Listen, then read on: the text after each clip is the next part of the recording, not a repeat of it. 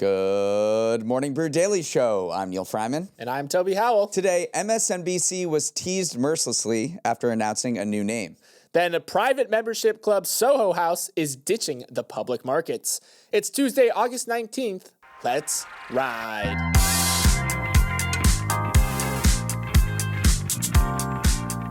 Good morning and happy Tuesday. Is it possible that Disney adults are even more powerful than we thought? Disney expert AJ Wolf has just released the definitive book on Disney adults and shared a truly shocking stat on a recent podcast episode. After conducting meticulous surveys at Disney theme parks last year, her team found that 42% of people in line to meet Buzz Lightyear were adults without kids. 42%. Lines for other characters didn't quite reach that mark, but at a minimum, 24% were adults without kids. Overall, she said her team saw more adults without children in the park than adults with children. Toby, which Disney character would you wait in line for? Well, this is not a hypothetical. I am from Florida, so I went to Disney a lot growing up, and I have pictures with Goofy, Mickey, Chip and Dale. The Chipmunks were my favorite, though. But I come to this stat not with judgment, but with understanding, because there are Disney adults everywhere for those with eyes to see. Kidults are the new thing in the toy industry, buying plushies, Labubu's, and Legos. Adults and teens make up over a quarter of toy sales these days, so I'm not surprised to see adults descending on Disney. It's also not their fault that they were raised during the golden era of Disney. I mean, going from Little Mermaid in 1989 to Tarzan in 1999, of course they developed an emotional attachment to some of those characters. And then finally, other consumer companies would kill for this level of fandom, so that spans decades. So all this to say, I'm not a Disney adult, but I can see how you would be, and I shan't judge you for it. And now a word from our sponsor, LinkedIn Ads. Neal, you've hired a lot of people in your time here at Morning Brew. Including yourself. Yes, fantastic decision, I should add. But what is something you look for when putting out a job opening? Well, on my end, variety is the spice of life. I want to see as many different qualified people as possible so I know I'm making the best decision. And that's why LinkedIn is a lifesaver. So many great candidates sitting there to peruse. It's that same variety that makes it such a great marketing platform, too. It's got over 10 million C-suite execs and over 130 million decision makers, aka the people you need for your business, on their platform. And you can target by job title, industry, company, and more. Most importantly, LinkedIn Ads can help you stop wasting money, time, and resources on mistargeting, something that 71% of B2B ads suffer from. Just like it can link you with the right candidate for a job opening, it can link you with the right audience for your brand. So check out LinkedIn Ads. LinkedIn will even give you a $100 credit on your next campaign, so you can try it yourself. Just go to linkedin.com/MBD. That's linkedin.com/MBD. Terms and conditions apply only on LinkedIn Ads. HBO execs are breathing a sigh of relief because for the first time in months, there's a new media rebrand for everyone to make fun of. Yesterday, MSNBC said it will be changing its name to MS Now, which stands for My Source News Opinion World. The reason is that NBC Universal is spinning off most of its cable networks, including MS Now, and wants to avoid confusion between MSNBC and NBC News. As part of the rebrand, MSNBC will also drop the iconic peacock logo that appears on many NBC properties. The change is sure to ruffle some feathers, peacocks included. The CEO of the company that'll oversee MS Now, Mark Lazarus, assured employees back in January that the MSNBC name would not change as part of the spinoff. Now he's backtracking, saying the rebrand, quote, gives us the opportunity to chart our own path forward, create distinct brand identities, and establish an independent news organization. Lazarus said that despite the new name, the brand's commitment to its audience will not change. Reading between the lines, expect more of the left-leaning commentary MSNBC's been associated with since it came onto the scene in 1996. Looking ahead, as MSNBC morphs into MS Now and leaves its parent company, it'll have to build up much of the news infrastructure that it had previously relied on NBC News for. The network has been hiring for 100 new positions to stand up its own newsroom independent of NBC News.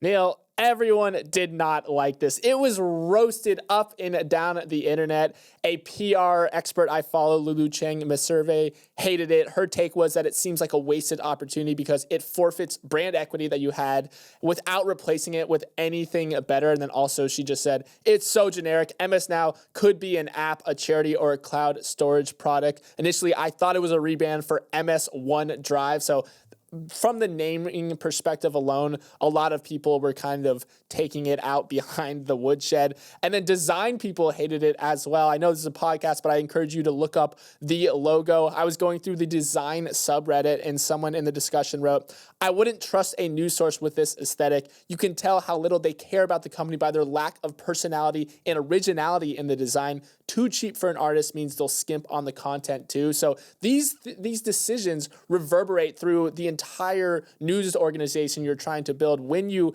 kind of roll out a design that feels half-hearted, that feels half-baked, then a lot of people that leads to a lack of trust in the news that you're trying to convey. So just fascinating to see how everyone immediately jumped on this and said this was not a good redesign. Well, how did we get here? Back in November, Comcast said it would spin off a bunch of NBC Universal cable channels in a $7 billion deal. It's getting rid of MSNBC, MS Now, CNBC, USA, Oxygen, E, and more. That is going to be combined into a new company called Versant. It's going to keep NBC, Bravo, and Peacock streaming service under the NBC Universal banner. The idea is to shed those cable networks that are hemorrhaging money so that Comcast can hopefully achieve a higher valuation on the public markets as investors, look to its streaming platforms for growth rather than those albatrosses like the cable networks like MSNBC. So that MSNBC, CNBC, all those other cable networks are now under a new company. I don't know if they had a choice but to rebrand.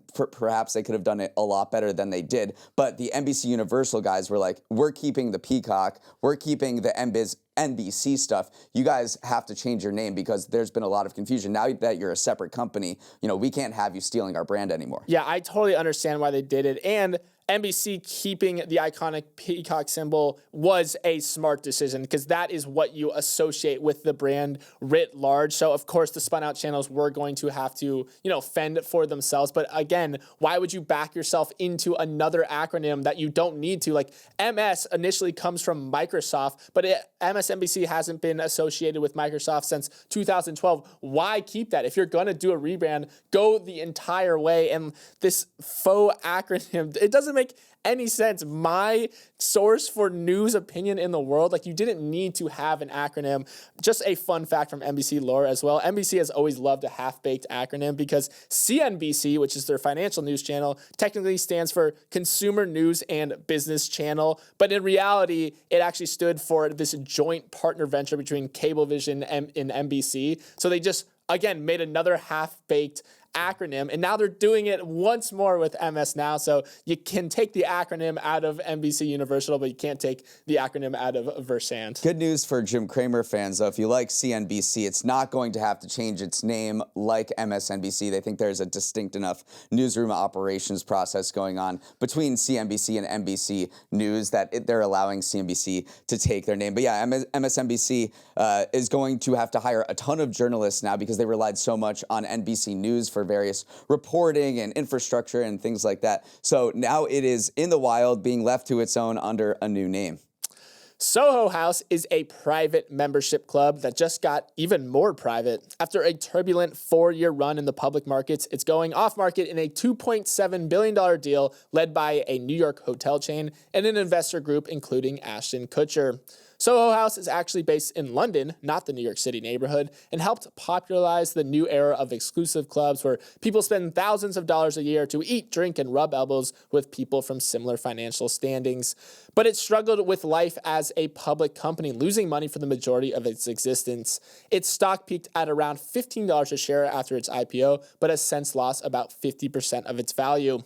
Part of the issue is the inherent tension between Soho House's core offering and life as a public company. Shareholders demand growth, which means you have to open up new clubs, which inevitably dilutes the brand. It now has 48 locations worldwide, up from 33 in 2021, with more than 270,000 members as of June 30th.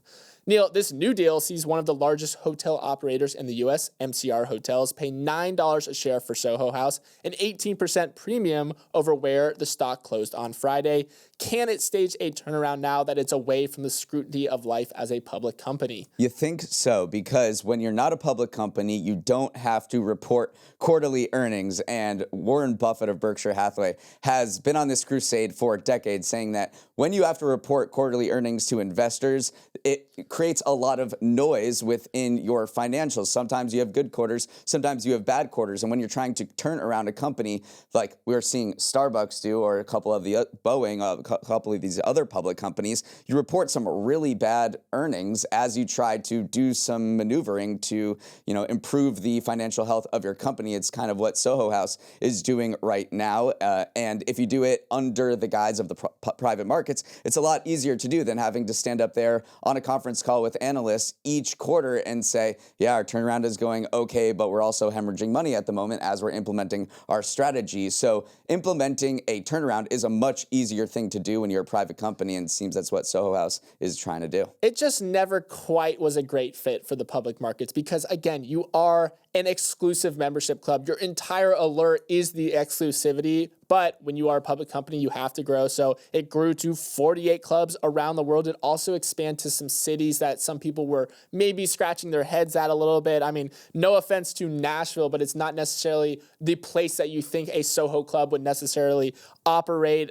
It went to Ibiza, Sao Paulo, Mexico City. These are, big global cities, but, Soho House's vibe was London, New York for a long time. So the fact that memberships now swell to over 270,000, do you really feel that exclusive if you're one of 270,000? At the time of its IPO, it was still 119,000. So this is a very popular brand, and they almost suffered from their own success in a certain sense. So that is why maybe it is a much better fit for the private. Yeah, I was reminded of the Yogi Berra quote. He was asked about a popular restaurant. He said, "Nobody goes there anymore. It's too crowded." But Toby, I would not try to enter Nashville anytime soon. I know, man. Sorry. All right, moving on. This has probably happened to you at some point. You're browsing the internet looking for possible certifications or credentials that could give your career a boost. You find one that looks interesting, maybe from LinkedIn or Coursera or a university, but you think to yourself, is this worth it? And the answer is probably not. A study out this summer investigated more than 23,000 credentials being offered and found that the vast majority of them don't help recipients advance their careers or secure a notable raise. The research, conducted by the Burning Glass Institute and the American Enterprise Institute, discovered that just 1 in 8 non-degree credentials delivered a non-trivial pay gain within a year of completion. The Wall Street Journal used the example of the Project Management Graduate Certificate from Harvard Extension School. This certification costs nearly $14,000 and takes an average of a year and a half to finish online. But people who paid all that money and spent all that time generally did not get a pay bump compared to similar workers who didn't take the course. And the difference in career advancement between the certificate holders and the non-holders was a measly 3.7 percentage points. The certification industry has ballooned in recent years to the point where there are now more than 1 million credentials being offered across the country, a number that tripled from 2018 to 2022. But do your research before signing up for one. Yeah, I can see why people do this. Why do you get a certificate in general? You want to get more money, you want to get promoted, or you want to, learn a new skill so you can change jobs. So I'm sure a lot of you listening at home have taken or have seen some sort of credentialed or non-degree credential floating around on the internet, but it is the study likened it to when you buy a car from Mercedes, you know what you're going to get for the most part. It's going to have a consistent level of quality. When you go online to buy a course, you have no idea if it's actually going to lead to those outcomes that you want. So there are some good ones that they called out, but the problem is that there are so many different options. I mean, it exploded as an industry recently. So when you have quality varying as widely as it is, even within industries, you might think that, hey, if I want to do a data science course, most data science courses probably are going to teach you similar things and lead to similar outcomes. Not the case at all. The top 10% of data science credentials actually did grant graduates an average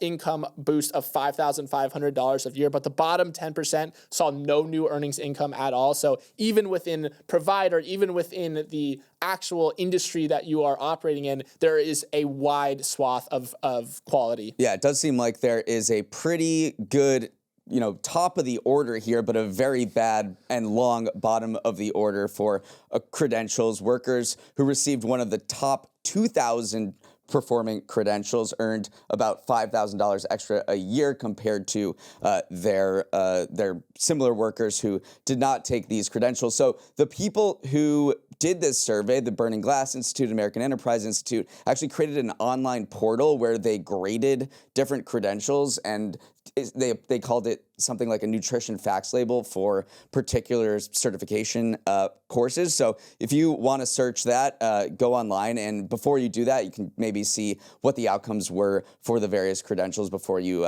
take a dive in. I thought with the top of the order thing, you had another Yogi Berra quote for me there. No Yogi Berra quote for this one? There probably is one. I don't know it off the top of my head. All right, let's take a quick break, and up next we have Toby's Trends. Welcome back to another edition of Toby's Trends, the segment where I take a deep dive into the business world to emerge with a trend you can use to impress your ex should you happen to run into them at the farmer's market. And today's trend is that brands are creating social media first sitcom shows. Roomies is a scripted series told in short 2-minute vignettes that follows a young transplant who moves from Ohio to New York City. It's got the production quality of a TV show, but the length and vibe of a TikTok. And it's been resonating. The Roomies account has racked up over 7 million views and over 140,000 followers across Instagram and TikTok, with the comments loving every minute of it. Okay, wait, is this like a TV show but on TikTok, remarks one. I cannot believe these are free episodes because of the production, reads another. But outside the Hollywood vibe of the show lies an even more surprising secret. It's produced by the financial startup Built. Built lets you pay your rent with a credit card that grants you rewards at local businesses, but the only way you know they were behind the production quality TV show you're watching on TikTok is a brief mention in the Roomies account bio. Eventually, Built does plan to loop in some of their corporate sponsors into the characters' lives, but for now, they're content with staying in the background. It's extremely intentional, Built's senior director of content, Cyrus Ferguson, told Rachel Carton in her link in bio newsletter. We don't want branding to get in the way of storytelling. It's about earning attention and curiosity rather than demanding it. Neal, watching a TikTok that's actually a TV show, that's actually an ad, a lot of layers to this. It's Toby Trendception. My thought when I heard about this was, okay, good for you that you created a TV show, like very impressive. But are you actually getting anything from it, especially if you don't have any of the Built branding associated with it? That's probably why it's popular, because people don't know that a credit card company is behind it. But are you actually acquiring new users from this? I understand that this is a very top of funnel marketing campaign where you're just creating awareness and you're generating eyeballs until you can eventually sell them something. But I wonder ultimately if the ROI is there for that other brands might want to copy. And then we talked about Toby Trendception. Another trend that is mind-blowing to me is that people watch TV shows on TikTok. Yes. Have you not seen this coming No, across I don't watch your TV algorithm? on TikTok. It actually is a very interesting way of just playing into how the algorithm works, because if you like the first episode, your algorithm will take note and then serve you the second episode. By then, you're kind of invested in the plot, and you might get served subsequent episodes, but you might actually go and seek it out at that point. So a lot of the comments are like, oh, this episode took so long to drop. And I'm saying episode with quotes around it because they literally are 2 minutes. It's a very, almost documentary style way of filming. But it is fascinating that Built was like, hey, we could obviously put paid ad spend behind something like this and force it in front of people, or we could just let the algorithm do its thing. If we made a good product, then they will get served the subsequent episode. So fascinating use case of just letting the algorithm do its thing to serve up TV show. But also brands have been embracing this sort of social content for a long time now. I mean, if you go back to Walmart and P&G, Procter & Gamble, back in 2010, they created a movie called Secrets of the Mountain that was broadcasted on NBC. They tried to highlight some of the values that they thought were important to their companies: generosity, honesty, togetherness. But then they also ran ads for both companies during commercial breaks. So this is not the first time that a brand has said, hey, what if we just created content and then just slipped in like a Trojan horse of an ad? This has been happening for literally decades at this point. Now let's sprint to the finish with some final headlines. Up first, Air Canada flight attendants agreed to end their strike that led to thousands of canceled flights this weekend. They reached a tentative agreement this morning with the airline after a marathon 9-hour negotiating session after the union defied a government work order to return to work. Details are still emerging on this. This is literally breaking news, so we will keep you all updated as we learn more. Yeah, there were two demands that the union had wanted from Air Canada. One was broader wage increases. They had been offered 38% increase over 4 years. They said that wasn't enough, so we'll see what that number actually amounted to. And the other was they wanted to get paid while the airplane was on the ground and they were still doing work, known as boarding pay. There's been a big push across the industry for flight attendants to get paid for the time when passengers are boarding and deplaning. So for anyone who's been stranded in a remote Canadian province or who wants to go to one for vacation or could go anywhere else in the world on Air Canada, this is great news. Ozempic is about to get a whole lot cheaper for some Americans. Novo Nordisk said it's slashing the price of its diabetes shot for cash-paying patients to $499 a month, about half of the list price in the U.S. The price cut comes after the company faces intense political pressure to lower costs for Ozempic and its weight loss cousin, Wegovy. At the same time, the move is intended to make Ozempic more competitive with all the knockoffs that have sprung up when the drug was in a shortage. To be sure, Ozempic is covered by most insurance plans to treat diabetes, unlike Wegovy. Still, execs said the price cut would make it more accessible to those who don't have coverage or were using less regulated copycats. Novo's head of U.S. operations, Dave Moore, said in a statement, "We believe that if even a single patient feels the need to turn to potentially unsafe and unapproved knockoff alternatives, that's one too many." It's fascinating to see Ozempic cutting prices while one of its main rivals, Eli Lilly, is doing the opposite. Eli Lilly just hiked the price of its own GLP-1 medication by 170% in the UK. That has come as President Trump has putting pressure on U.S. pharma companies to lower U.S. prices and jack them up in Europe. So you are seeing Ozempic doing the opposite while Eli Lilly is raising prices. And then potentially the real winner was that almost slipped under the radar is this telemedicine platform, GoodRx. Its stock jumped almost 40% on the news because Novo Nordisk is offering this discounted Ozempic on their platform. So one loser, again, is Hims and Hers, who used to have this partnership with Novo Nordisk to do a distribution deal with them. That was short-lived. It kind of imploded back in June, and now it's seeing almost what it missed out on, seeing GoodRx's stock jump like it did. In the courtyard of the CIA headquarters in Langley, Virginia, stands a sculpture that contains a secret no one has discovered in the 35 years it's been there. This fall, the artwork's mystery will finally be revealed to the highest bidder. In November, the artist Jim Sanborn will auction off the coded message contained within Kryptos, a sculpture he made for the CIA in 1990. The sculpture has 4 copper panels engraved with letters, which guard a secret message that the best cryptographers in the world have not been able to solve despite their best efforts. Well, of the 4 panels, 3 have been decoded, but the 4th, known as K4, has not been cracked, and it's that hidden message that Sanborn is going to sell in a few months. When asked why he's putting it to auction, Sanborn said he's simply tired of responding to the tens of thousands of emails he gets from people who think they've solved the puzzle. There are only so many ways you can say, "You're wrong, try again." Toby, number 1, had no idea this existed, though it makes sense that a coded sculpture would be in Langley. Number 2, this is an incredibly high-stakes auction. The person who buys it will have immense power. They will have immense power, and I'm curious to see where the secret ends up because anyone could buy this. I mean, the asking price is going to be in the $300,000 to $500,000 range, and it could grow even higher. So, but a lot of people say that maybe someone from the crypto industry would be involved, and it could just be some, wise arse Bitcoin billionaire who snaps it up and puts the code out for everyone to see, or it could be someone that, cherishes the secret. You don't know. The thing that this reminds me of is when the Wu-Tang Clan offered up one of their unreleased albums for auction, and Martin Shkreli, the pharma bro billionaire, bought it and made copies of it and posted it online and kind of just undermined the entire thing that Wu-Tang Clan was going for. That could easily happen in an auction like this. If someone were to post the answer to Kryptos, I would be very interested in it because this panel 4 has stumped people for literally decades at this point. So I'm very curious to see whose hands this ends up in. Finally, every year, the Cambridge Dictionary updates its contents to include words that they think will have staying power. And this year, words that made the cut that will grace the pages of dictionaries for years to come: skibbity, tradwife, and delulu, among others. The language of origin of all those words is, of course, TikTok. Skibbity refers to the Skibbity toilet meme that began on YouTube and features heads just kind of swirling up out of toilets. Cambridge Dictionary defines it as a word that can have different meanings such as cool or bad, or can be used with no real meaning as a joke. An example of its use is, "What the Skibbity are you doing?"